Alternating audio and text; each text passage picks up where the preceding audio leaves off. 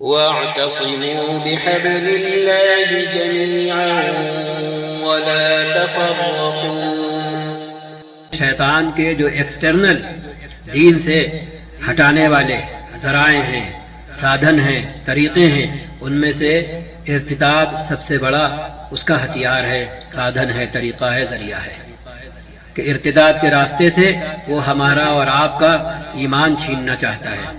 ارتداد کے راستے سے وہ ہمیں اللہ رسول سے بیگانہ بنانا چاہتا ہے، اور ہم اتنے بھولے ہوتے ہیں کہ ہم اپنے آپ میں اپنے ماں باپ کی طرف اپنی نسبت میں تو شک نہیں کرتے، لیکن اپنے خالق کے بارے میں، آخری پروفٹ کے بارے میں ہم شک کرنا شروع کر دیتے ہیں، اور بہت مرتبہ اہل علم حضرات سے گیان لیے بنا، پوچھے بنا ارتداد کے طرفدار بن جاتے ہیں اور دین ایمان سے محروم ہو جاتے ہیں۔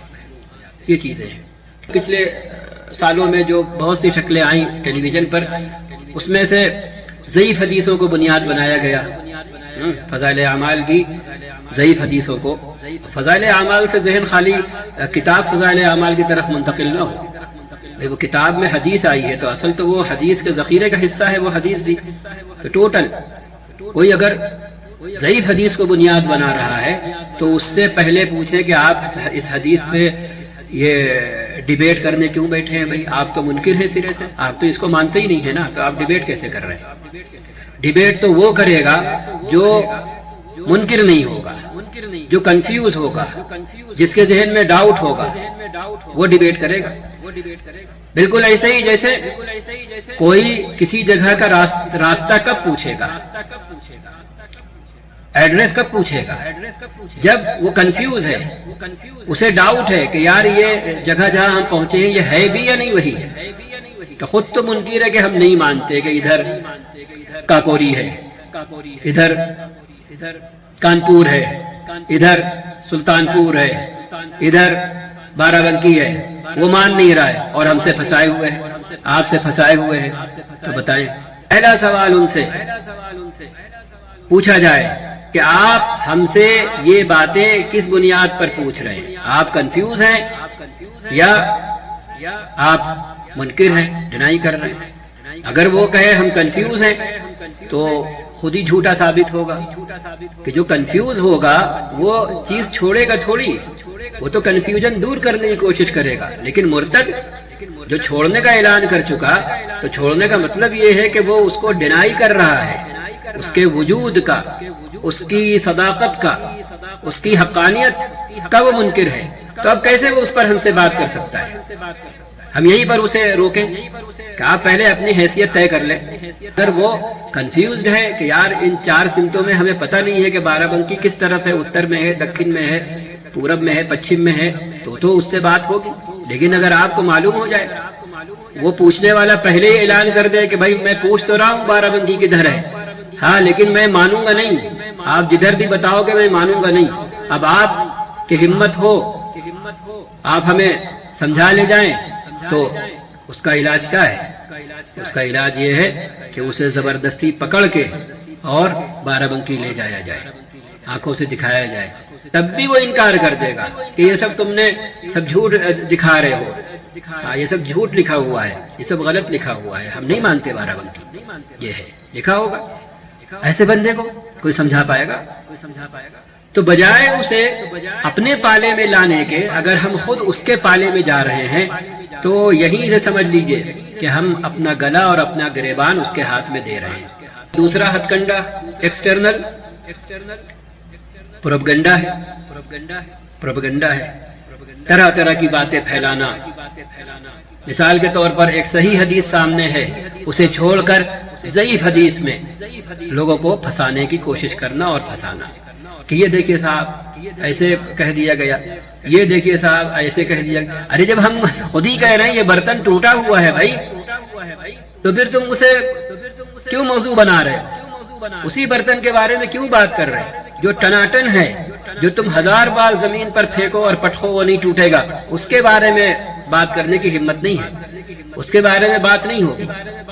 ہاں بھائی، جب ہمارا ذخیرہ خود، اس سے بڑی ہماری دیانتداری کیا ہوگی، اس سے بڑی اہل علم، مسلمان اہل علم کی اور اسلام کی صداقت کی، حقانیت کی اس سے بڑی دلیل اور ثبوت کیا ہے کہ ہم نے خود کیا صحیح ہے اور کیا کمزور ہے، کیا صحیح ہے اور کیا غلط ہے، اس کی تقسیم ہم نے خود کر دی ہے۔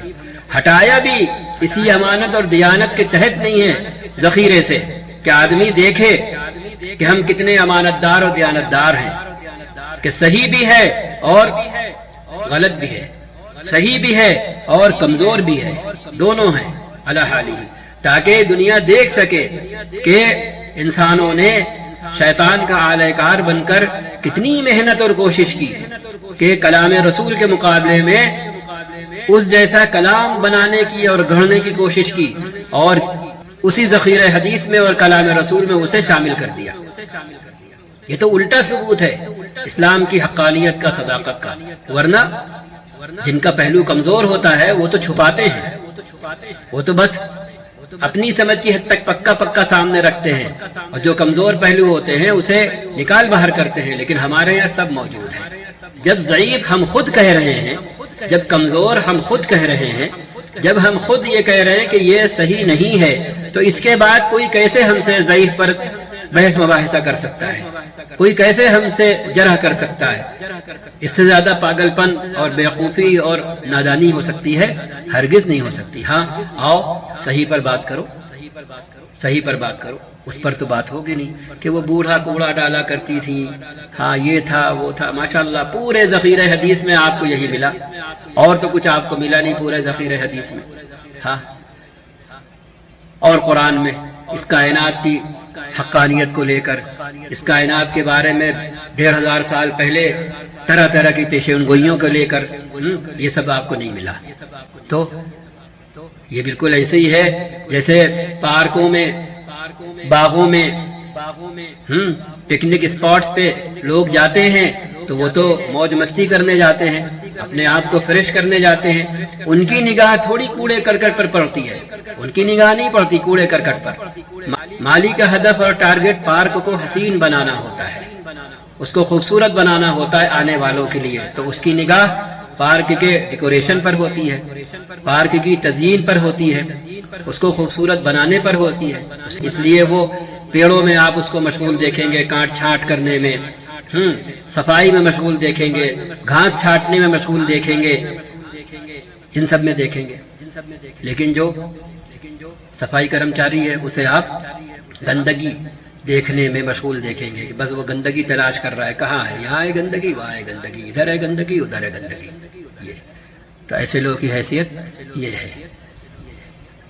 تو اس سے ہم سمجھ سکتے ہیں کہ شیطان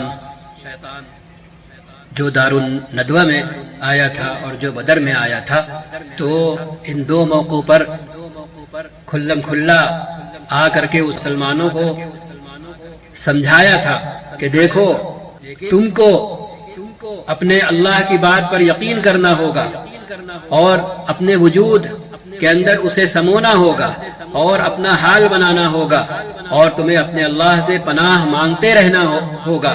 قل اعوذ برب الناس ملک الناس الہ الناس من شر الوسواس الخناس الذي يوسوس في صدور الناس من الجنة والناس۔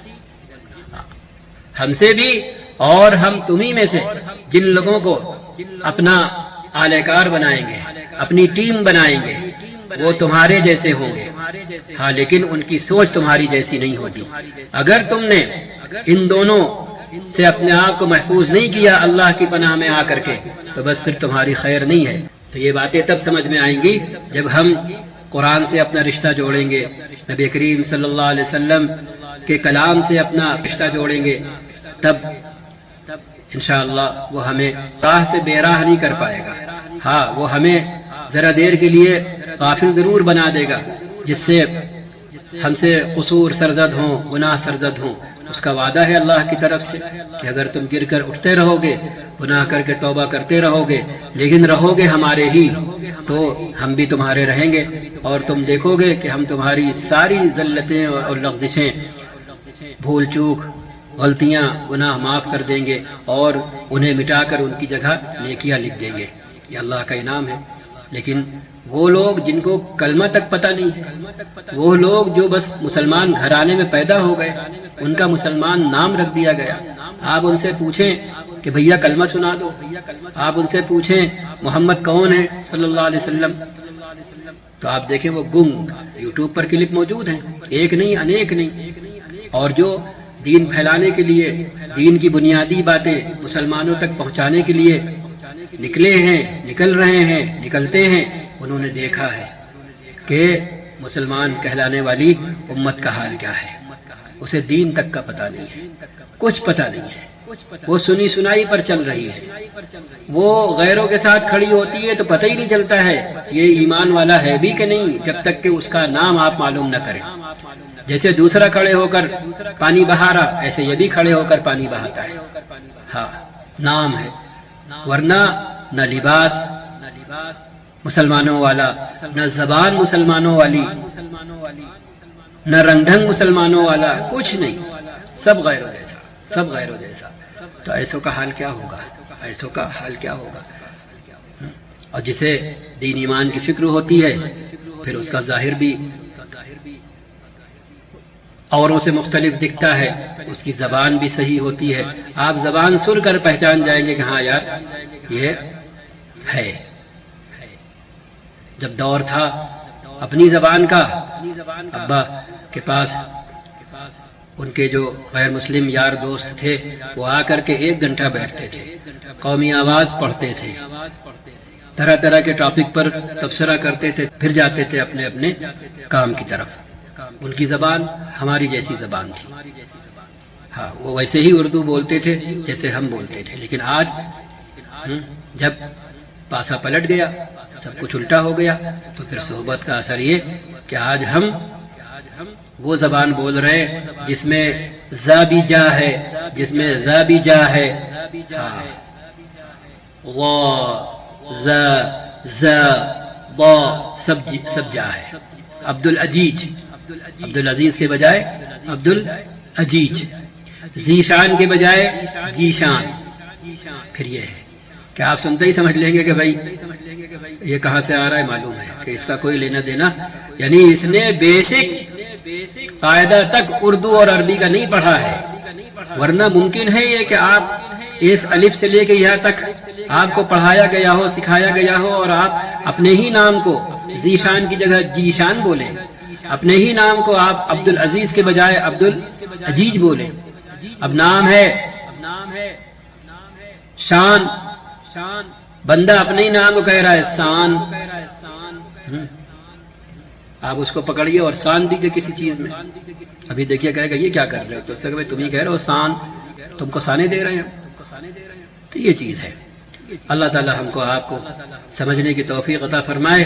یہ ہم وہ باتیں رکھ رہے ہیں جو بالکل عوامی سطح کی اور عمومی ہیں، آپ جیسے ہیں جس حال میں ہیں یہ باتیں سمجھ سکتے ہیں کہ ہاں یار بات تو بالکل صحیح ہے۔ ہم یہ دوغلا پن کیوں کرتے ہیں، اللہ رسول کے بارے میں فوراً چھٹک جاتے ہیں، اور باقی جو ہمارے بارے میں، ہمارے اماں ابا کے بارے میں اگر سارے محلے والے مل کے کہیں تو اس کے بعد ہم فوراً تو نہیں چھٹکتے، ہم تصدیق میں، ہم تحقیق میں لگ جاتے ہیں، اور ساتھ ساتھ یہ حال ہوتا ہے کہ اللہ کرے یہ بات جھوٹی ہو، اللہ کرے یہ بات جھوٹی ہو۔ جنہیں ہم اپنے اماں ابا سمجھ رہے ہیں، اللہ کرے یہ ہمارے اماں ابا ہی نکلے، ہاں انہوں نے ہمیں لے پالک کے طور پر نہ پالا ہو۔ یہ دل کا حال ہوتا ہے، نہیں ہوتا ہے، ایک لگاؤ ہوتا ہے، ایک تعلق ہوتا ہے، ایک محبت ہوتی ہے، کیوں؟ وہ ہماری آپ بیتی بنی ہوتی ہے سن شعور سے لے کر اس وقت تک جب ہمارے سامنے یہ بات آئی کہ یہ تمہارے حقیقی اماں ابا نہیں ہیں، لیکن یہاں پیدا ہو گئے، قرآن تک پڑھنا نہیں سیکھا، الف با تاسا یا الف بے پے تے ٹے سے، اردو ہو یا عربی، ہاں یہ تک نہیں سیکھا، کوئی محنت نہیں کی، نہ قرآن جانا، نہ کلام رسول جانا، نہ اللہ کو پہچانا، نہ نبی کو پہچانا، نہ جو دین کی بنیادی چیزیں ہیں، جو ایمان کا بنیادی حصہ ہیں ان کو جانا، نہ ماں باپ نے بتایا۔ تو گویا کہ ماں باپ نے اصل اولاد کو پرایا بنا دیا۔ یہ ایسی مثالیں الٹی، پہلی مثال کے برعکس۔ اب لوگ کہہ رہے ہیں کہ یار یہ تیرے اپنے ماں باپ ہیں، لیکن چونکہ بچپن سے ان ماں باپ نے اپنی ہی اولاد کو غیر بنا کر، پرایا بنا کر بیگانہ بنا کر، اجنبی بنا کر پالا، اس لیے وہ یقین نہیں کر پا رہا کہ ایسا کیسے ہو سکتا ہے کہ ہمارے ماں باپ کہیں ایسے ہوتے ہیں. یہ چیز اسے ماننے پر آمادہ نہیں کر رہی. ٹھیک ہے، لیکن اس کے برعکس جن لوگوں نے پرائی اولاد اپنی بنا کر پالی اور انہیں ماں باپ کا پیار دیا، ماں باپ جیسا سلوک کیا ان کے ساتھ، تو وہ ماننے پر تیار نہیں کہ یہ ہمارے ماں باپ نہیں ہیں. یہ ہوتا ہے جب ہم جنواتے ہیں، پہچنواتے ہیں، سکھاتے ہیں، بتاتے ہیں، تب یہ ہوتا ہے. پرایا ہوتے ہوئے بھی وہ پرایا ماننے پر راضی نہیں ہوتا، وہ یہی چاہ رہا ہوتا ہے کاش یہ میرے پرائے نہ نکلے، میرے اپنے ہوں. لیکن جب ہم اپنی ہی اولاد سے پرایا سلوک کرتے ہیں تو پھر بڑے ہو کر کے وہ اپنے ماں باپ کو اپنا ماں باپ ماننے پر راضی نہیں ہوتا کہ ماں باپ کہیں ایسے ہوتے ہیں. یہی ہم سلوک اپنے دین کے ساتھ کر رہے ہیں، اپنے اللہ کے ساتھ کر رہے ہیں، اپنے نبی کے ساتھ کر رہے ہیں. یہی کر رہے ہیں کہ نہ خود